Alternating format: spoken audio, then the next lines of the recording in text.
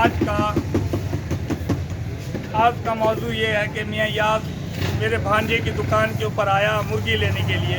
उसने शोबाजी में आके मुझे 200 रुपये दे दिया खुदा तरसी करके। फिर आया वो मुझसे सामान ले गया 100 रुपये का। फिर वो सामान ले गया 100 रुपये का, मुझे बोलता है कि मैं वापसी आके तुझे पैसे दे रहा हूँ। वो नहीं आया। दोबारा फिर आज आ गया।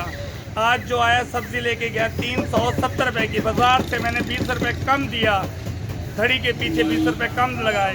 फिर भी वो लेगा 470 रुपये का सामान ले गया। फिर मैंने कहा मियाँ साहब मुझे पैसे तो दे दो। मियाँ याद साहब, मैंने कहा पैसे तो मुझे दे दो मियाँ साहब।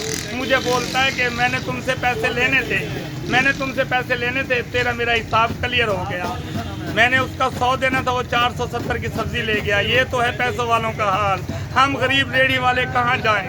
ये है पैसों वालों का हाल, जिनकी बंगले गाड़ियाँ, वो ये हाल है।